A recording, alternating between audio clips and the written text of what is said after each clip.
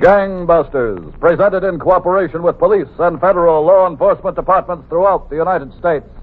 The only national program that brings you authentic police case histories.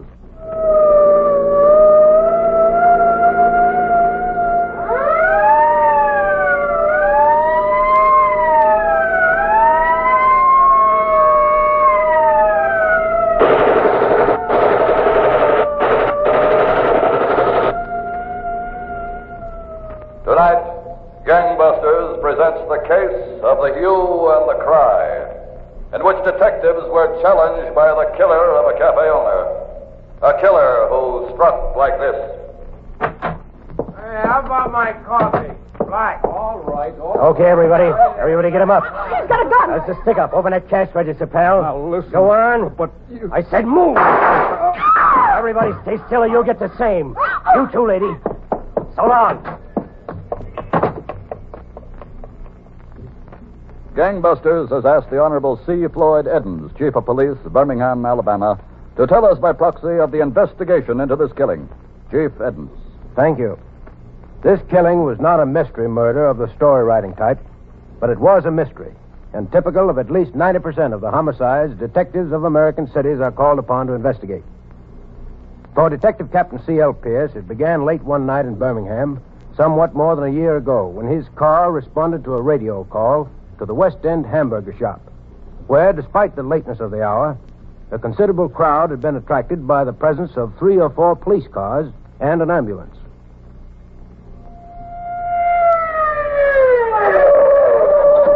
Stick with the car, Mac. Right, Skipper. All right. Police officer. Coming through here. Police officer. Hold now, folks. There's nothing for you to see. Hello, Captain. What is it, Patty? The stick-up, sir. One guy shot and killed the owner of the restaurant, a man named Goatley. Who's inside? Jim Norell's in charge. Stand back there. Now, where do you think you are? Okay, McDowell's in the car. Tell him I said to give you a hand with the crowd. Right, Captain. I told you to stand back there. Get out of the way. There's nothing for you. And show me just Hello, where Jim. Come in, Captain. Are you a captain? Is a captain higher than a detective? Now, Sarah. I make a perfectly straightforward statement, Captain, and this detective here won't believe me. Sarah, dear. Don't Sarah me. We'll go over it again, Mrs. Trexler, if you'll just have a seat for a minute. Well, Over here, Captain. He's covered up. He's lying right where he fell. You want to see what he looks like? No, not now. Are those people eyewitnesses, Jim? Yeah. Mm-hmm. You got a match? Sure. Oh, will you have a cigarette? No, thanks. Well, what's it look like? The man came in, flashed a gun, announced there was a holdup. Mm-hmm. Apparently, Goatley didn't move quick enough for him. The man fired 2 shots and ran out. Goatley fell where he's lying. The killer didn't enter the cash register himself. The witnesses said he didn't, and it's all there. Mm-hmm. How many witnesses were there? That Mr. and Mrs. Trexler, they're regular patrons, and that fellow there. Well, let's talk to him first. I'm afraid he's not in a talking condition. What's your name, mister? What's my name got to do with it? All I want is another cup of coffee, black. Service around there is still... Oh, excuse me, Chief. What's your name? My name is Arthur J. Bell. The J, believe it or not, is for January. That's right. I was born... All right. You see what occurred here tonight? Well, yes and no. No and yes, that is. You see, all I want is a cup of coffee. Black. All right, sit here a minute, mister. Come on, Jim. Where's my coffee? Black. See that he gets home, Jim. Signed, Patty. Yeah. Let's talk to the couple. All right, Mrs. Trexler. Now we can talk. it's certainly about time. Sarah. I told you not to Sarah me. Now, Mr. Trexler, how old would you say this man was? Well, I couldn't say exactly, Captain. Somewhere between 25 and 35. Closer to 25. And you said he was 5 foot 8 or 9 inches tall. I did not. I distinctly said he was at least 6 feet. My husband says he was 5 foot 8 or 9. But that's all he was, Sarah. He was 6 feet if he was an inch. He weighed about 160? I couldn't say what he weighed. About 160. Blonde hair? Yes. It's sort of balding, very thin on top. Sarah, it was my impression he had a full head of hair. Where did you get that impression? Well, I saw him. He wasn't that far from me. He was balding. I made a distinct point of remembering. But, Sarah, now... It's getting kind of late, Mrs. Trexler, and I realize this has been pretty much of a strain on you, witnessing a murder. I've got stamina, Captain. I may not have much else anymore, but I've got stamina. Yes, well, we certainly appreciate your help. And we'd like to have you down at headquarters in the morning. I'm sure we'll have some suspects for you to look at in the lineup. And I'd like to have you go through our file of photographs of known criminals. Any way we can help, any way at all. Thank you. I can have one of my men drive you home. No, thanks. We have our car parked across the street. Come on, Sarah. Good night. Good night. See you in the morning. When I say he was balding, why do you contradict me? If you had one half the powers of others... Well, there go our star witnesses. Well, at least they agree it was a man. He'll be all right. Can I have those matches again, Jim? Yeah, sure. Here, keep the pack. I got plenty. Oh, thanks. Jim, ask the coroner not to start or disturb anything until the laboratory boys get here and have a good look around. And make some pictures. Okay. Hey, where's my coffee? Black? Oh, hasn't Patty seen that lush home yet? The press has got him and Mac in a corner, Captain. Oh, yeah. Jim, go out and bring those reporters in, will you? I don't know what I can tell them now. At this point, they know as much as we do. That, Gangbusters listeners, was a typical beginning to a typical murder investigation.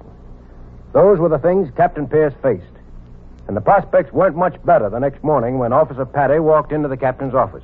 The other witness is here, Captain. All right, Patty. Take them into the lineup room with the Trexlers. I don't think it'd be such a good idea, Captain. No? No, sir. You better talk with him yourself. He's sitting right outside.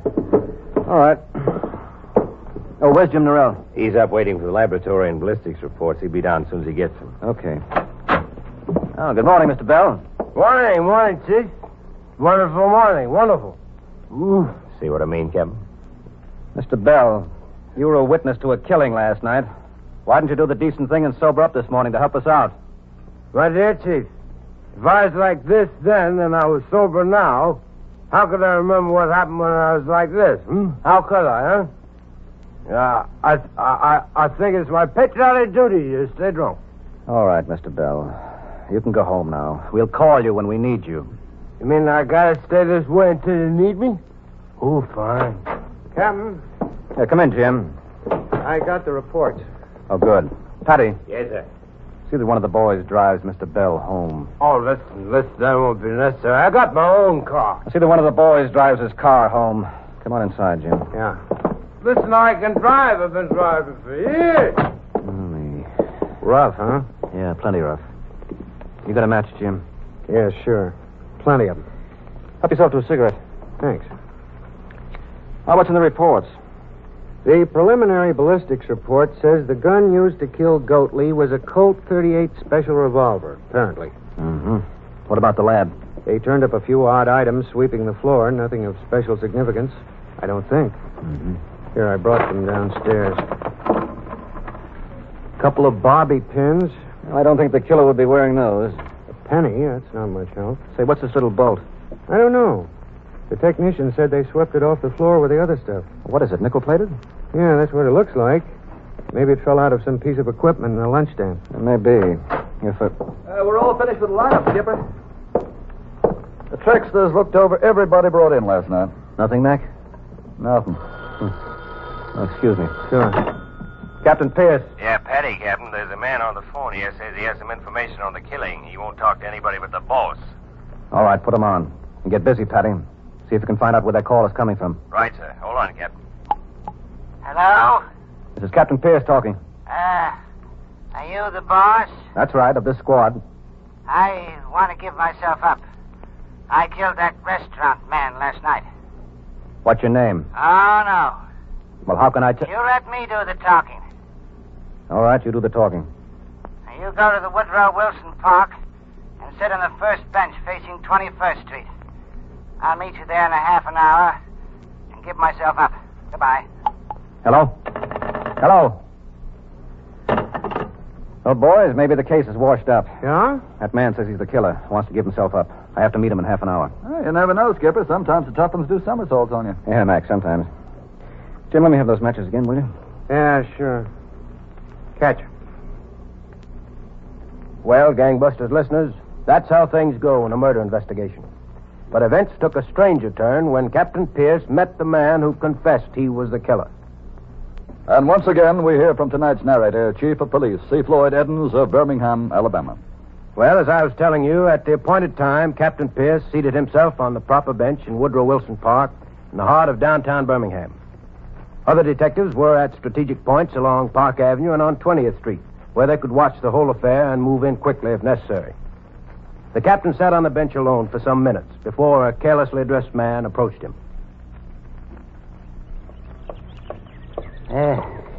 Excuse me. Yeah? You mind if I sit down? Well, If you're that captain, I'm the man you're waiting for. Oh. All right, sit down. Thank you. I want to give myself up. I don't know how I could have done it. I come from such a fine old family. What's your name? My name is William Selden. I couldn't sleep last night. My conscience kept gnawing at me. It was a compulsion, see? A compulsion. I felt I had to kill him. That poor innocent soul in a pool of blood. Oh, I must be punished. What did you do with the knife? What knife? The knife you stabbed him with. Oh, that? Yeah, I threw it in the sewer. You remember how many times you stabbed him? Stabbed him? Oh, again and again and again. I don't know. And you should remember. Say, who are you waving to? Oh, just some friends of mine. I stabbed him again and again and again, and I was covered with blood. Is everything okay, Captain? Yeah, fine.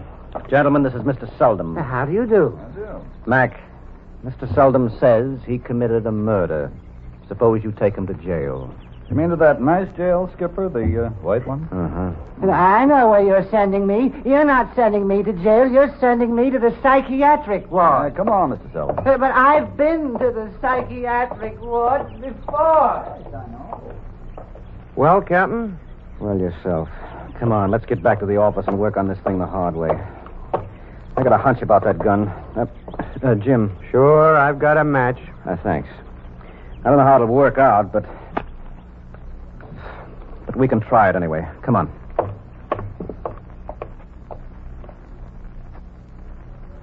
Of course, the police are always interested in help from citizens. But sorting the useful from the well-intentioned but irrelevant and crackpot often takes hundreds of man-hours of investigation. Not more than half an hour later, Captain Pierce was back at his desk reconstructing the crime with the help of one of the two halfway reliable witnesses, Mr. Alfred Trexler. Present also were Detective Jim Norrell and G.S. Patty, but not the contradicting Mrs. Sarah Trexler. The proprietor didn't move fast enough to suit him. Now, to the best of your recollection, Mr. Trexler, that's when he fired the shots. Huh? Well, yes, Captain, to the best of my recollection. But last night, Sarah said that he fired the shot Mr. Trexler, your wife is upstairs looking over photographs in the Rogues Gallery. When she gets finished, we'll get her conception of what happened. Right now, we want yours. Yes, sir. Jim, may we see your gun, please? Sure, Captain. Hold it up so Mr. Trexler can see it. That's it. Now, Mr. Trexler, was the gun the bandit had anything like that gun? No, nothing like it. The bandit had a revolver. That gun is an automatic, isn't it? Yes, that's right. Yes. All right, Jim. Patty? Yes, sir. Let's see your gun. Sure thing, Captain. Well, Mr. Trexler? Now, that's a revolver, isn't it? Yeah. Well, it's not like the revolver the bandit had. All right, Patty. That gun is a Smith & Wesson, Mr. Trexler. I've got another gun in my desk drawer, another make of revolver. Is this anything like the gun the bandit had? It's the gun. It's the very gun he used to kill him. How do you know it's the very gun? It just occurred to me now. That little silver screw was in the side. I just remembered. I couldn't keep my eyes off it. The little silver screw. That's my gun, Mr. Trexler, my personal gun. But... I know. The bandit had an identical gun. A Colt 38 Special. We found that little bolt on the floor of the restaurant. We didn't know where it came from. Now we know, don't we? Yes, I suppose we do. Yes, I found the one place on a Colt 38 that the little bolt fit. Right forward of the trigger guard. It must have come loose and jumped out when the killer fired at Mr. Goatley. That's wonderful, Captain. Well, not so wonderful, Mr. Trexler. And when you get right down to it, all we've got is a little nickel-plated bolt. Yes, Gangbusters listeners, that's all Captain Pierce had. A little nickel-plated bolt. And in a criminal investigation, you go to work with what you've got. So begins the checking and the rechecking. Same questions asked over and over again to hundreds of people. Holders of gun permits, pawn shops, sporting goods stores. The inches of worn shoe leather. This is the unseen part of a murder investigation. The routine, the drudgery, and the honest-to-goodness toil. But sometimes it pays off. Captain Pierce. Hello, Skipper McDowell. Yes, Mac. I don't know, Skipper, but maybe I got something. What? Well, they made a call out in Inslee on a guy who holds a gun permit. Yeah? Well, he's not home. He's at work. But I got to talking to his wife about the gun. She couldn't find it any place in the house, but she told me there was a bolt missing, and her husband replaced it with a nickel plate bolt he had around. Mac, what's the name of the man? His name is Andrew Jennings. He works as a puddler at Southern Steel. He's working right now on the 8 to 4 shift. Okay. Bring the woman in here. In the meantime, we'll take a run out to the mill and talk to the husband.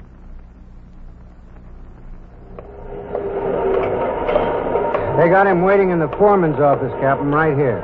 Oh, good, Jim. Are you Andrew Jennings? Yeah, I'm Jennings. We're police officers. Police? Oh, what's the trouble? My wife. Something's happened to my wife. No, nothing has happened to your wife. We want to talk to you. To me? You hold a permit for 38 caliber Colt special revolver? Yeah, I hold a permit. I needed the gun. We had prowlers in the neighborhood last summer. Where's the gun now? Well, I sold it. I sold it to a fellow last week. What's the trouble? What's the fellow's name? Pilly. Steve Pilly. Hey, Steve didn't get into a jam with it, did he? Where does Steve live? Oh, gosh, I don't know. I just happened to meet him in a cafe. What cafe? In Johnny's, out in Ansley, near where I live. Where does he work? Well, I don't know. I don't know him that well. What's the trouble? Has he gotten in a jam with it? Well, we don't know for sure. But we think that was the gun that was used to kill that restaurant man. Oh, no. Steve wouldn't do a thing like that. The gun might have, and Steve might have been holding it. Incidentally, where were you Monday night? Me? Oh, look, I was at home, asleep. You can ask my wife. We will. There's one more thing I want to know, Jennings. Hey, yeah, sure, anything. When did you last fire that gun? Well, a couple of months ago, I guess. I took it out to my brother's place. He's got a place near Bessemer. We're doing a little target practice. What were you shooting at? Oh, nothing. Just tin cans and stuff. We laid them against a shed and are shooting at them. Did any of the slugs hit the shed? Oh, yeah, I guess so. Lots of them, I guess. All right, come on, Jennings. Let's take a ride out to your brother's place. I'd like to dig one of those slugs out of the shed. Yeah, but I'm working. It's all right. I'll fix that. Oh, okay. Say, I couldn't have one of them cigarettes, too, could I? I could use one. Yeah, sure. Here you are. Much obliged. Match, Captain? Naturally. Thanks, Jim. Thanks. Don't mention it. Jim, get started on tracing the Steve Pilly. Jennings and I will have a run out to his brother's place and take a look around. Okay, Captain. I'll try to have him in tow by the time you get back.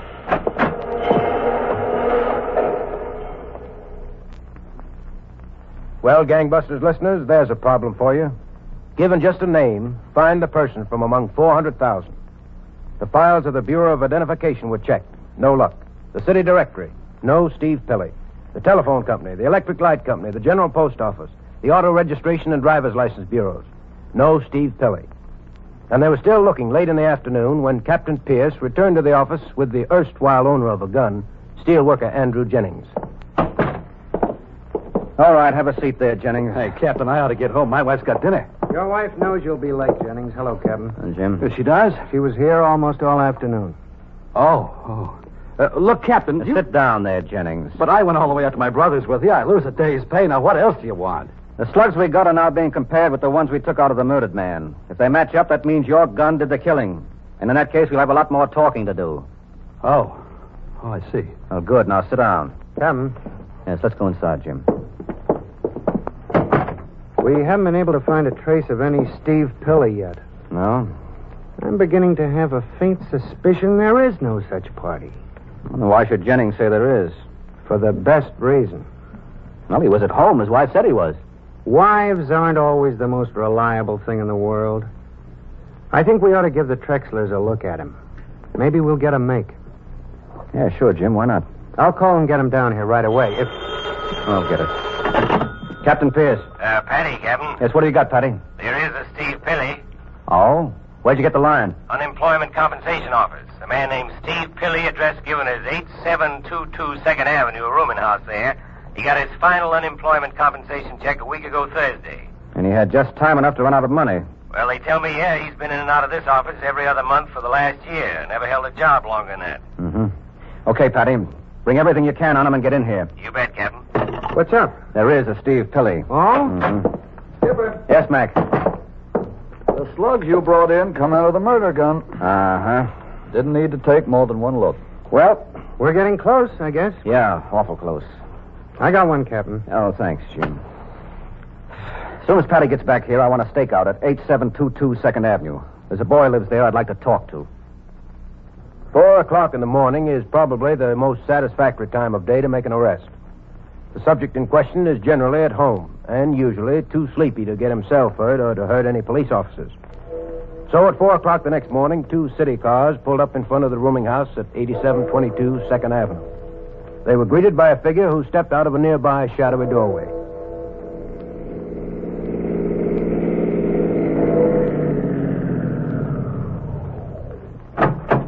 There's Patty, Skipper. Okay. We're all set here, Captain. Who's around and back? Thatcher and Moore from the district. Okay. Mac, come on. Yes, Chief. I'm with you. I got it all fixed with the landlady. Front door is open. We can just walk right in. Hi, Captain. Okay, Jim, let's go. Sure, I'm ready and waiting. Mac, plant yourself across the street and watch the windows. Right, Skipper. You park yourself on the front stairs, Patty. Right here. Okay, Captain. Take it easy. Front door's open. Walk on in. Yeah. Second floor front, Jim.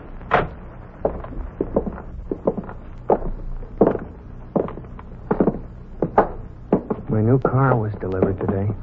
Oh, that's so. Yeah. Did you get a 4-door? No, a club coupe. It's as big as I need. Mm-hmm. Well, congratulations. Thanks. Okay. Try the door. Easy. It's not locked. Okay. Open it all the way. Oh, he's got it on a chain. Well, lay on it. Come on, together. Hit it. Yeah. Again. Yeah. Come on, again.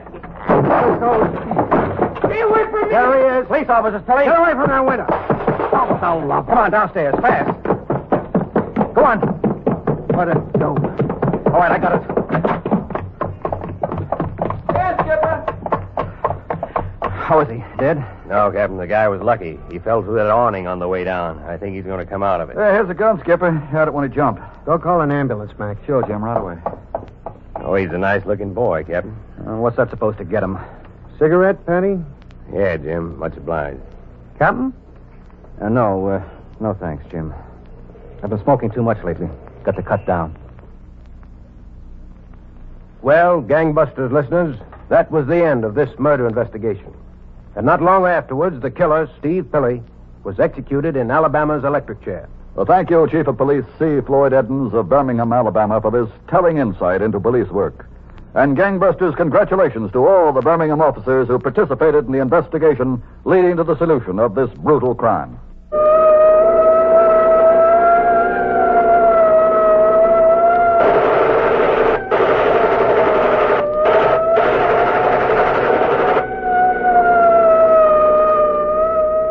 Tonight's case was dramatized by Stanley Niss and directed by George Zachary, with Les Damon and Art Carney in leading roles. Roger Foster speaking.